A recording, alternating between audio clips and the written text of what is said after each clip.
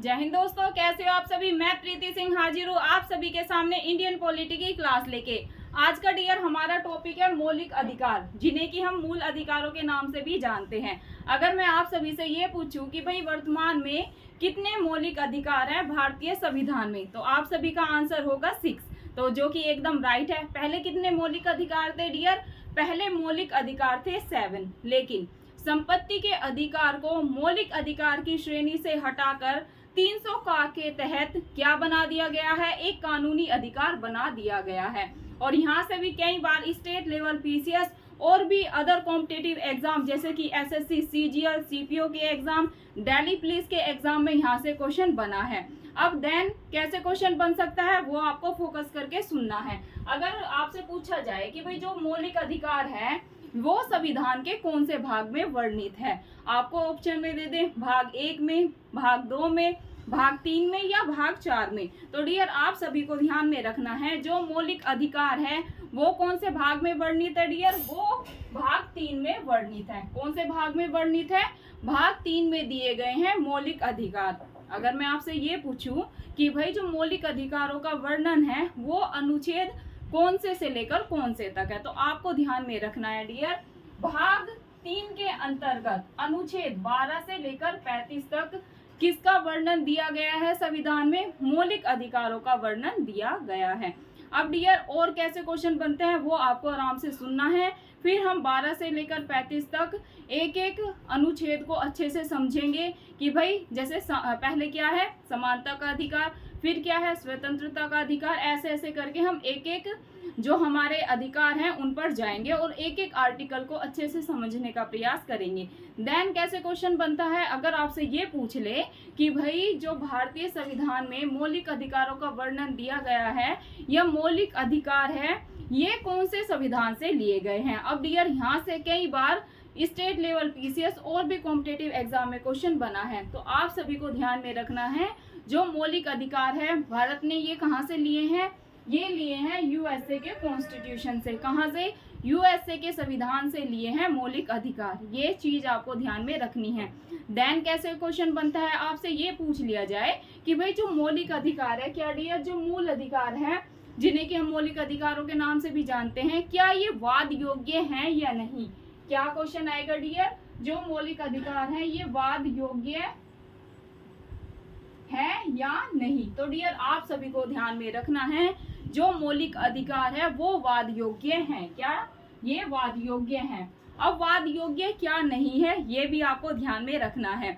DPSP है ना जो राज्य के नीति निर्देशक तत्व हैं वो वाद योग्य नहीं है। डीपीएसपी क्या वाद योग्य नहीं है, ये आपको ध्यान में रखना है। अगर फंडामेंटल राइट की पूछ लेना कि भाई फंडामेंटल राइट मतलब कि मौलिक अधिकार वाद योग्य है या नहीं, तो आपको लगाना है कि भाई जो मौलिक अधिकार है वो वाद योग्य हैं। और जो डीपीएसपी है जो कि हम नेक्स्ट क्लास में मौलिक अधिकारों के बाद वो पढ़ेंगे, तो वो वाद योग्य नहीं है। ये आपको अच्छे से माइंड में क्लियर हो जाना चाहिए। यहाँ से कई बार स्टेट लेवल पीसीएस और भी एग्जाम में क्वेश्चन बने हैं। सेकंड आपको क्या ध्यान में रखना है? आपको ध्यान में रखना है जो मौलिक अधिकार है इसको संरक्षण प्रदान किया गया है। मौलिक अधिकारों को संरक्षण प्रदान किया गया है। अब इसको संरक्षण प्रदान कौन करता है ये भी आपको ध्यान में रखना है। कौन करता है डियर? ये संरक्षण प्रदान करती है न्यायपालिका। मौलिक अधिकारों को संरक्षण प्रदान करती है कौन? न्यायपालिका। न्यायपालिका, ये चीज आपको ध्यान में रखनी है। अगर डियर आपके मौलिक अधिकारों का क्या अगर आपके मौलिक अधिकारों का हनन होता है तो आप कहाँ जा सकते हैं? आप सुप्रीम कोर्ट जा सकते हैं, आप हाई कोर्ट भी जा सकते हैं। तो क्या आपको मौलिक अधिकार जो आपके 6 मौलिक अधिकार हैं इनको क्या प्राप्त है? संरक्षण प्रदान किया गया है। और संरक्षण कौन प्रदान करती है? न्यायपालिका प्रदान करती है। अगर आपके 6 मौलिक अधिकारों का हनन होता है तो आप कहाँ जा सकते हैं? आप सुप्रीम कोर्ट भी जा सकते हैं, आप हाई कोर्ट भी जा सकते हैं। ये चीज आपको अच्छे से अपने माइंड में बैठा लेनी है। चलिए अब बात करते हैं डियर वर्तमान में जो हमारे 6 मौलिक अधिकार हमें प्रदान किए गए हैं। आपको ये चीज भी ध्यान में रखनी है डियर जो हमें ये 6 मौलिक अधिकार प्रदान किए गए हैं ये राज्य के विरुद्ध हमें दिए गए हैं। क्या राज्य के विरुद्ध हमें ये 6 मौलिक अधिकार दिए गए हैं। कई बार यहाँ से डायरेक्ट स्टेट लेवल पीसीएस में क्वेश्चन बन जाता है। अब हम जानते हैं कि भाई ये जो 6 मौलिक अधिकार हैं ये कौन कौन से हैं। तो आपको अच्छे से सुनना है क्योंकि यहाँ से डायरेक्ट एग्जाम में क्वेश्चन बनता है। पहला मौलिक अधिकार क्या है डियर? समता का अधिकार। क्या है? पहला मौलिक अधिकार है समता का अधिकार। अब इसका अनुच्छेद से क्वेश्चन आते हैं कि समता का अधिकार कौन से अनुच्छेद से लेकर कौन से तक है। जैसे ABCD करके ऑप्शन में होगा, आपको पहले दे देंगे समता का अधिकार, फिर दे देंगे स्वतंत्रता का अधिकार, शोषण के विरुद्ध अधिकार दे देंगे, फिर धर्म की स्वतंत्रता का अधिकार दे देंगे और इनके सामने ऐसे ही आर्टिकल लिखे होंगे। लेकिन एग्जाम में चेंज क्या होगा वो आपको ध्यान में रखना है। जैसे ए होगा ना, ए में समता का अधिकार देंगे, लेकिन जो अनुच्छेद है ना वो बदल देंगे। समता के अधिकार में क्या कर देंगे? 19 से लेकर 22 या 23-24 कर देंगे। स्वतंत्रता के अधिकार में कर देंगे 14 से लेकर 18। तो अब आप इसको फाइंड आउट कैसे करेंगे, इसका मिलान कैसे करेंगे? जब आपको पता होगा कि भाई जो समता का अधिकार है ये अनुच्छेद 14 से लेकर 18 में इसका वर्णन किया गया है। क्या डियर? जब आपको ये पता होगा कि भाई जो समता का अधिकार है, जिसे कि हम समानता के अधिकार के नाम से भी जानते हैं, इसका वर्णन अनुच्छेद 14 से लेकर अनुच्छेद 18 में किया गया है। पहली चीज आपको ये ध्यान में रखनी है। पहला मौलिक अधिकार क्या है हमारा? पहला मौलिक अधिकार है हमारा समता का अधिकार। अब समता के अधिकार का जो 14 आर्टिकल है उसमें क्या है, 15 में क्या है, 16 में क्या है, 17 में क्या है, 18 में क्या है, आगे इस पे डिटेल में चर्चा करेंगे। लेकिन पहले ही आपको ये पता होना चाहिए कि भाई ये 6 मौलिक अधिकार कौन कौन से हैं। सेकंड कौन सा है डियर? ये तो हो गया हमारा पहला मौलिक अधिकार। कौन सा? समता का अधिकार, अनुच्छेद 14 से लेकर 18। दूसरा कौन सा है डियर? दूसरा है स्वतंत्रता का अधिकार। कौन सा है दूसरा? दूसरा है स्वतंत्रता का अधिकार, राइट टू फ्रीडम। ये कौन सा था? राइट टू इक्वालिटी, मतलब कि समानता। और ये कौन सा है? राइट टू फ्रीडम, कि भाई स्वतंत्रता का अधिकार। ये कौन से आर्टिकल में है? ये है 19 से लेकर 22 में। कौन से आर्टिकल में है डियर? 19 से लेकर 22 में। आपको मेरे साथ साथ ये आर्टिकल भी याद करते हुए चलना है। डायरेक्ट सूची फर्स्ट सूची सेकंड मिलान करने को ये क्वेश्चन आते हैं, तो बिल्कुल भी XYZ में ये क्लास नहीं लेना है, क्योंकि ये टॉपिक डियर हर एग्जाम के लिए, ना सिर्फ स्टेट लेवल पीसीएस, बल्कि आप कोई भी कॉम्पिटिटिव एग्जाम की तैयारी कर रहे हैं ना, चाहे एसएससी की कर रहे हैं, दिल्ली पुलिस की कर रहे हैं, उत्तर प्रदेश पुलिस की कर रहे हैं, या जो ये DSSB PGT TGT के एग्जाम होते हैं ना पॉलिटिकल साइंस वाले, नेट JRF के, डियर यहाँ से जो ये मौलिक अधिकार हैं हर एग्जाम में क्वेश्चन बनता ही बनता है। तो सभी बच्चे जो भी मैंने अभी एग्जाम्स के नाम लिए तो वो सभी ये क्लास देख सकते हैं। कोई ये ना समझे कि मैम तो स्पेशली स्टेट लेवल पीसीएस को टारगेट लेके चल रहे हैं, तो सभी को ये क्लास देखनी है। देन थर्ड पे मूव करते हैं डियर। थर्ड कौन सा है? शोषण के विरुद्ध अधिकार। कौन सा है? शोषण के विरुद्ध अधिकार। ये कौन से आर्टिकल में है? ये आपको ध्यान में रखना है। 23 से 24। क्या 23 से 24 में दिया गया है हमारा तीसरा मौलिक अधिकार, जो कि है शोषण के विरुद्ध अधिकार। और डियर जैसे मैं ये करा रही हूँ ना, पहला दूसरा आपको ऐसे ही याद करना है कि पहला कौन सा है? समता का अधिकार। दूसरा कौन सा है? स्वतंत्रता का अधिकार। तीसरा कौन सा है? शोषण के विरुद्ध अधिकार, जो कि 23 से लेकर 24 आर्टिकल में दिया हुआ है। देन फोर्थ है डियर धर्म की स्वतंत्रता का अधिकार। क्या? धर्म की स्वतंत्रता का अधिकार। ये कौन से अनुच्छेद में है? ये 25 से लेकर 28 अनुच्छेद में दिया हुआ है। मूव करते हैं फिफ्थ पे, जो कि है संस्कृति और शिक्षा संबंधी अधिकार। क्या? कल्चर और एजुकेशन से रिलेटेड जो हमारे राइट हैं वो कौन से अधिकार हैं हमारे? ये 5वें में आ जाते हैं, संस्कृति और शिक्षा का अधिकार। 29 से लेकर 30, अनुच्छेद 29 से लेकर 30 में संस्कृति और शिक्षा से संबंधित अधिकार हमारे दिए गए हैं। 6 मौलिक अधिकार पे मूव करते हैं डियर, जो कि है संवैधानिक उपचारों का अधिकार, जो कि दिया हुआ है अनुच्छेद 32 में। और ये अनुच्छेद भी डियर काफी महत्वपूर्ण है, क्योंकि इसी अनुच्छेद 32 को बी आर अम्बेडकर बाबा साहेब अम्बेडकर जी ने क्या कहा था डियर? संविधान की आत्मा कहा था।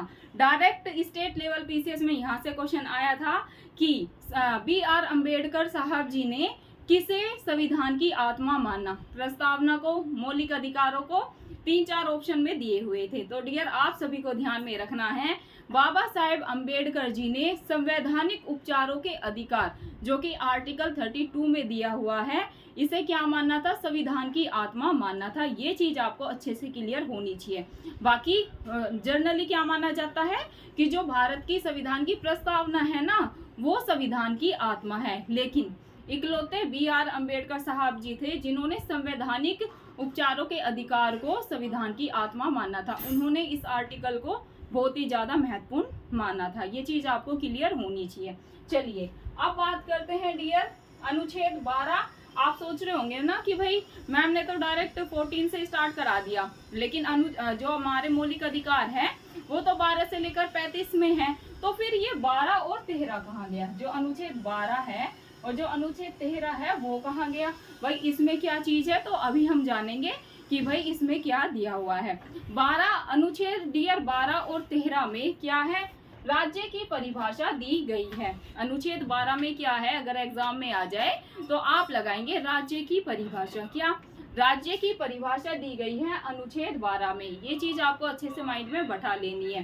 देन अगर अनुच्छेद 13 की बात करें तो डियर अनुच्छेद 13 में है मूल अधिकारों से असंगत, मूल अधिकारों से असंगत प्लस उनका अल्पीकरण करने वाली विधियां। क्या है ये? आपको की पॉइंट पकड़ने हैं। अनुच्छेद 13 में मूल अधिकारों से असंगत प्लस उनका अल्पीकरण करना, उनको मतलब कि छोटा करना, प्लस उनका अल्पीकरण करने की जो मेथड है वो दिया गया है आर्टिकल 13 में। अब मूव करते हैं दोबारा अनुच्छेद मतलब कि जो अपना मौलिक अधिकार फर्स्ट है, जिसे कि हम समता के अधिकार के नाम से जानते हैं, उसमें आर्टिकल 14 में क्या है, 15 में क्या है, 16 में क्या है, 17 में क्या है और 18 में क्या है डियर, वो एक एक करके जानते हैं क्योंकि ये काफी महत्वपूर्ण है। यहाँ से हर एग्जाम में क्वेश्चन बनता ही बनता है। चलिए अगर बात करें समता का अधिकार, जो कि हम पहले पढ़ चुके हैं कि भाई 14 से लेकर 18 में दिया गया है समता का अधिकार, मतलब कि समानता का अधिकार। अब हम जानते हैं कि भाई अनुच्छेद 14 में क्या है। क्या डियर? कि अनुच्छेद 14 अनुच्छेद 14 में क्या दिया हुआ है? तो अनुच्छेद 14 में है डियर विधि के समक्ष समानता। क्या? विधि के समक्ष समानता मतलब कि जो लॉ है उसके समक्ष मतलब कि जो विधि मतलब कानून। क्या है डियर? विधि, विधि मतलब कानून। कानून के समक्ष डियर सभी समान है, चाहे कोई अमीर हो, चाहे कोई गरीब हो, चाहे वो SC कास्ट से बिलोंग करता है, चाहे वो ST है या OBC है। इसका सिंपल सा मतलब यही है। अनुच्छेद 14 में क्या है? विधि के समक्ष समानता मतलब कि लोग कानून के समक्ष सभी समान है, ना ही कोई छोटा है ना ही कोई बड़ा है, सबको समान अधिकार दिए गए हैं, सबको समान ही क्या उनको जो न्याय है वो दिया जाता है। ये चीज आपको ध्यान में रखनी है कि भाई जो विधि है, जो लॉ है, उसके समक्ष सभी समान है, चाहे कोई अमीर है, गरीब है, किसी भी जाति का है, किसी भी धर्म का है, किसी भी मूल का है, किसी भी वंश का है, वो कहीं का भी है, उसको मतलब कि क्या है? विधि के समक्ष सभी समान है। ये आपको समझना है ना। किसी भी जाति धर्म लिंग का हो उसको समान अधिकार दिए गए हैं, समान उसका जस्टिस होता है। ये चीज आपको क्लियर समझ लेनी है। देन अनुच्छेद 15 में क्या है? अनुच्छेद 15 डियर कई बार एग्जाम में पूछा जा चुका है, स्टेट लेवल PCS में भी और कॉम्पिटेटिव एग्जाम में भी। इसमें क्या है? एक एक चीज को आपको अच्छे से समझना है। अनुच्छेद 15 में है मूल। क्या? मूल, मूल वंश, जाति, लिंग, जन्म स्थान के आधार पर भेदभाव का निषेध। क्या है डियर? मूल, मूल वंश, जाति, लिंग, जन्म स्थान मतलब कि 5। ये चीज आपको पांचों की पांचों याद रखनी है। कौन कौन सी? कि भाई कोई भी इंसान किसी भी मूल का हो, किसी भी मूल वंश का हो, किसी भी जाति का हो, मतलब कि चाहे वो SC हो, ST हो, OBC हो या जो ट्राइबल्स होते हैं चाहे वो हो, ठीक है, किसी भी जाति का हो, किसी भी जन्म स्थान का हो, चाहे उसका जन्म यहाँ पर मध्य प्रदेश में हुआ है, उत्तर प्रदेश में हुआ है, राजस्थान में हुआ है, कहीं पर भी हुआ है, जन्म स्थान के आधार पर भेदभाव का निषेध। क्या है अनुच्छेद 15 में? कि भाई कोई भी व्यक्ति किसी भी मूल का है, किसी भी मूल वंश का है, किसी भी कास्ट से बिलोंग करता है, किसी भी वो लिंग का है, मेल है, फीमेल है, ट्रांसजेंडर है, या किसी भी कहीं पर भी उसका जन्म हुआ है, जन्म स्थान के आधार पर उसके साथ भेदभाव नहीं होगा। अगर कोई भी व्यक्ति उस व्यक्ति के साथ भेदभाव करता है तो उस व्यक्ति को ये राइट है कि वो सुप्रीम कोर्ट जा सकता है, वो हाई कोर्ट जा सकता है अपने अधिकार के लिए। ये आपको अच्छे से डियर अपने माइंड में बैठा लेना है। बात करते हैं अनुच्छेद 16 की। किसकी बात करते हैं? अनुच्छेद 16 की। इसमें लोक नियोजन के विषय में अवसर की समानता है। क्या? लोक नियोजन के विषय में अवसर की समानता, मतलब कि जो सरकारी जॉब होती हैं उसमें सभी को समान अवसर दिए जाते हैं। ये चीज आपको ध्यान में रखना है। बात करते हैं अनुच्छेद 17 की, जो कि बहुत ही ज्यादा महत्वपूर्ण है। यहाँ से भी डियर अगर आपको यकीन नहीं है ना, स्टेट लेवल पीसीएस के आप पीवाईक्यू उठा के देखना, आपको आर्टिकल 17 से डायरेक्ट क्वेश्चन बनेगा कि भाई आर्टिकल 17 में क्या दिया हुआ है, अनुच्छेद 17 में क्या दिया हुआ है। तो डियर अनुच्छेद 17 में है अस्पृश्यता का अंत, मतलब कि छुआछूत का अंत। क्या डियर? छुआछूत का अंत। इसका क्या मतलब है डियर? अनुच्छेद 17 में ये वर्णित है कि किसी भी व्यक्ति के साथ, जैसे कि हमने यहाँ पर पढ़ा, मूल वंश, जाति, धर्म, लिंग के आधार पर भेदभाव नहीं किया जाएगा। इसका भी यही तात्पर्य है कि अस्पृश्यता का अंत। जैसे कि पहले क्या होता था, एससी होते थे ना, जैसे एससी होते हैं तो उनके साथ डियर काफी भेदभाव किया जाता था। जैसे विलेज होता है तो वहाँ पर ना, जैसे आप हरियाणा साइड जाएंगे, मैं किसी स्टेट को मतलब टारगेट नहीं कर रही हूँ, मैंने ये चीजें प्रत्यक्ष रूप से देखी हैं। जैसे हरियाणा हो गया, राजस्थान हो गया, अपना यूपी हो गया, तो डियर यहाँ पर आज भी क्या है कि एससी के साथ कहीं कहीं बहुत ज्यादा भेदभाव किया जाता है आए दिन, इसमें कोई दो राय नहीं है। आप जैसे खबरें पढ़ते होंगे न्यूज़पेपर में कि भाई दूल्हे घोड़ी पे जा रहा था तो उस पे अटैक कर दिया, उसको गोली से मार दिया, वो एससी से था कि भाई तुम लोग घोड़ी पे क्यों बैठ सकते हो। तो ऐसी घटनाएं हम आए दिन न्यूज़पेपर में पढ़ते हैं। तो किसी एक चीज को टारगेट लेके नहीं चलना है, हम फैक्ट्स पे जाते हैं न्यूज में, और आप न्यूज़पेपर में ये चीज पढ़ते होंगे। तो पहले ये चीजें डियर बहुत ही ज्यादा थी, जब संविधान में ये देखा गया कि भाई ये तो बहुत ही ज्यादा बढ़ता जा रहा है, तो संविधान में इसके लिए प्रावधान किया गया अनुच्छेद 17, जिसमें कि अस्पृश्यता के अंत की बात की गई है। अगर आप किसी के साथ छुआछूत करते हैं, अस्पृश्यता का व्यवहार करते हैं, तो वो व्यक्ति सुप्रीम कोर्ट जा सकता है, हाई कोर्ट जा सकता है, उसको न्याय जरूर मिलेगा। तो किसी भी व्यक्ति को किसी भी व्यक्ति के साथ अस्पृश्यता, छुआछूत करने का अधिकार नहीं है। अगर आप ऐसा करते हैं तो आपको सजा भुगतनी पड़ेगी। ठीक है, ये चीज है इसमें। आई थिंक अब आपको क्लियर हो गया होगा। अनुच्छेद 18 पे मूव करते हैं डियर। इसमें है उपाधियों के अंत की बात। क्या? अनुच्छेद 18 अगर आ जाए तो आप लिखेंगे कि भाई उपाधियों का अंत, मतलब कि टिक। जैसे कि मेंस में तो हमें लिखना होता है ना स्टेट लेवल पीसीएस के, या फिर आप यूपीएससी की तैयारी कर रहे हैं किसी भी स्टेट, तो मेंस तो लिखित होता है। अगर वहाँ पर हमें कुछ ऐड करना है तो आप लिख सकते हैं उपाधियों का अंत अनुच्छेद 18, उससे रिलेटेड कुछ बताना चाहते हैं। लेकिन अगर टिक मार आ जाए कि भाई अनुच्छेद 18 में क्या है, प्री में क्वेश्चन आ जाए, तो अनुच्छेद 18 में है डियर उपाधियों का अंत। क्या? उपाधियों का अंत। पहले क्या था डियर, अंग्रेजों के टाइम में कि उपाधियां दे दी जाती थी, जैसे सर की, नाइट की, ऐसे करके उपाधि दी जाती थी। तो फिर इसमें क्या हुआ, अनुच्छेद 18 में, संविधान के अनुच्छेद 18 में उपाधियों का अंत कर दिया गया। फिर स्वतंत्रता के बाद क्या स्टार्ट हुआ, जैसे कि भारत रत्न दिया जाता है, पद्म विभूषण, पद्म श्री पुरस्कार दिए जाते हैं, तो ऐसे करके सम्मान दिया जाता है। ये चीज आपको क्लियर होगी। तो अभी हमने समता का अधिकार एक एक करके पढ़ लिया कि भाई अनुच्छेद 14 में क्या है, 15 में क्या है, 16 में क्या है, 17 में क्या है और 18 में क्या है। फटाफट से रिवीजन कर लेते हैं। अगर अनुच्छेद 14 आ जाए तो विधि, मतलब कि कानून के समक्ष सभी समान हैं। 15 में आ जाए तो 5 चीज याद रखनी है। मूलवंश, जाति, लिंग, जन्म स्थान के आधार पर किसी भी व्यक्ति के साथ भेदभाव निषेध है, मतलब कि आप भेदभाव नहीं कर सकते।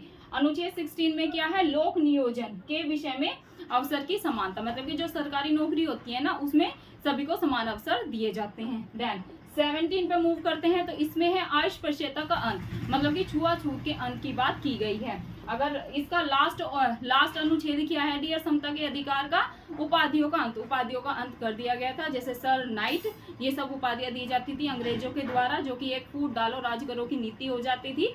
जैसे किसी को सर या नाइट की उपाधि मिल जाती थी तो कुछ लोगों में बहुत ज्यादा घमंड आ जाता था। तो इसी इन सब चीजों को देखकर, सिचुएशंस को देखकर नाइट मतलब जो भी ये उपाधियां दी जाती थी इनका अंत कर दिया गया। फिर भारत ने स्वतंत्रता के बाद क्या स्टार्ट किया, भारत रत्न दिया जाता है, अभी पद्मश्री दिया जाता है, पद्म विभूषण दिया जाता है, ऐसे करके अभी अवार्ड से नवाजा जाता है। आई थिंक अब आपको समता का अधिकार क्लियर हो गया होगा। डियर, एक एक अधिकार को कवर करेंगे। जैसे हमने आज समता का अधिकार किया, मतलब कि समानता का अधिकार कवर किया। फिर हम कल की क्लास में पढ़ेंगे स्वतंत्रता का अधिकार, जो कि हमारा है 19 से लेकर 22। इसके भी आर्टिकल एक एक बहुत महत्वपूर्ण है कि 19(1) में क्या है, मतलब 19(क) में क्या है, ख में क्या है, एक एक आर्टिकल को जानेंगे। डियर, बहुत ज़्यादा महत्वपूर्ण है। यहाँ से भी स्टेट लेवल पीसीएस में मतलब ये टॉपिक ही बहुत ज़्यादा महत्वपूर्ण है। एक एक चीज़ को क्या बताऊँ कि महत्वपूर्ण है। अगर यकीन नहीं है तो आप अपने जो भी आप एग्जाम दे रहे हैं PYQ देखना, आपको यकीन हो जाएगा। अब डियर, जो मैंने ये नोट लिखा है इसको अच्छे से आपको माइंड में बैठा लेना है, ये काफ़ी महत्वपूर्ण है। अनुच्छेद, जैसे कि मैंने बताया पहले कितने जो हमारे मौलिक अधिकार थे वो कितने थे, वो 7 थे। लेकिन एक मौलिक अधिकार को हटा दिया गया था, वो कौन सा था, ये चीज आपको ध्यान में रखनी है। वो था संपत्ति का अधिकार। क्या? संपत्ति का अधिकार। अनुच्छेद 31। अब आप सोचेंगे कि भाई जो ये संपत्ति का अधिकार है इसको हटा दिया गया था, ये कौन से अनुच्छेद में था? तो डियर, ध्यान में रखना है, अनुच्छेद 31 में था पहले संपत्ति का अधिकार, जिसे कि हटा दिया गया था। अभी ये क्या है? अभी ये कानूनी अधिकार है, लीगल राइट है। एक बार स्टेट लेवल पीसीएस में डायरेक्ट क्वेश्चन बना था कि जो संपत्ति का अधिकार है ये कैसा अधिकार है वर्तमान में, तो आप सभी को ध्यान में रखना है, ये कानूनी अधिकार है। कैसा अधिकार है? कानूनी, मतलब कि ये है लीगल राइट। देखिए 31 अनुच्छेद 31 संपत्ति के अधिकार को 44वें संविधान संशोधन। अब यहीं से 5 से 6 क्वेश्चन बनेंगे। पहला तो आपको ये ध्यान में रखना है कि भाई जो संपत्ति का अधिकार है वो कैसा राइट है? लीगल राइट है। सेकंड, कैसे क्वेश्चन बनेगा कि भाई इसको कौन से संविधान संशोधन अधिनियम के तहत मूल अधिकार की सूची से हटाकर संविधान के कौन से भाग में ऐड कर दिया गया? तो आप ध्यान में रखेंगे 44वें संविधान संशोधन। यहाँ पे कंफ्यूजन होता है 42वें संविधान संशोधन में और 44वें संविधान संशोधन में। तो आपको ध्यान में रखना है कौन से संविधान संशोधन के तहत हटाया गया था? 44वें, 44, 4+4, ठीक है, ऐसे करके याद कर लेना। 44वें संविधान संशोधन अधिनियम। अब डेट में भी कंफ्यूजन होता है, कई बार बच्चे 1976 लगा के आ जाते हैं, तो आपको 1976 नहीं लगाना है, 1978 द्वारा क्या 44वां संविधान संशोधन है और डेट क्या है? 1978 के द्वारा मूल अधिकारों की सूची से रिमूव कर दिया गया था, मतलब कि हटा दिया गया था संविधान के। अब भाई जोड़ा किस में गया? संविधान के भाग 12 में। डायरेक्ट यहाँ से भी क्वेश्चन बनता है कि भाई जो संपत्ति का अधिकार है ये कौन से भाग में है वर्तमान में? तो आप भाग भी ध्यान में रखना है। भाग क्या है? भाग है 12। अनुच्छेद तो अपने को याद हो गया कि भाई 300 का के तहत, क्योंकि पहले भी कर चुके हैं। अनुच्छेद ऑलमोस्ट बच्चों को बहुत जल्दी याद हो जाता है कि 300 का है, लेकिन जो भाग है ना उसमें कंफ्यूजन होता है, और भाग से भी स्टेट लेवल पीसीएस में और भी एग्जाम में क्वेश्चन बनता है। तो कौन से भाग में ऐड कर दिया गया है इसको? भाग 12 में। भाग 12 में अनुच्छेद ये आ गया ना, 300 का के तहत क्या बना दिया गया है? कानूनी अधिकार बना दिया गया है। तो ये नोट काफी महत्वपूर्ण है, यहीं से 5 से 6 क्वेश्चन बनेंगे। कैसे बनेंगे वो भी आपको समझा दिया। तो डियर, ये थी हमारी आज की अपनी इंडियन पॉलिटी की क्लास, जिसमें हमने आज शुरू किया है मौलिक अधिकार, और हमने आज पढ़ा समता का अधिकार। कल की क्लास में डियर हम करेंगे स्वतंत्रता का अधिकार, एक एक अनुच्छेद को जैसे हमने आज समझा वैसे ही कल की क्लास में समझेंगे। धन्यवाद दोस्तों, फिर मिलते हैं आपको कल की क्लास में। जय हिंद, जय भारत। अच्छे से पढ़ते रहे। टेलीग्राम पे आपको मेरा डिस्क्रिप्शन का लिंक मिल जाएगा, वहां से ज्वाइन होना है। और आपको शाम तक मैंने अपने हाथों से हैंड रिटन नोट्स बना रखे हैं, आपको रिविजन के लिए दिक्कत ना हो। तो मैंने वो नोट्स क्या करूंगी, मैं PDF में कन्वर्ट करके आपको टेलीग्राम पे डाल दूंगी, तो वहां से आपको ज्वाइन होना है और अपने नोट्स लेना है और उनसे रिवीजन करना है, क्योंकि आपको आई थिंक यहाँ का नहीं दिखता होगा ना, मैं ये चीज़ समझती हूँ। तो आप नोट से वो चीज़ रिवाइज कर सकते हैं, बार बार रिवाइज करेंगे ना डियर, तो ये सारी चीज़ें मूल अधिकार आपके माइंड में बैठना शुरू हो जाएगा।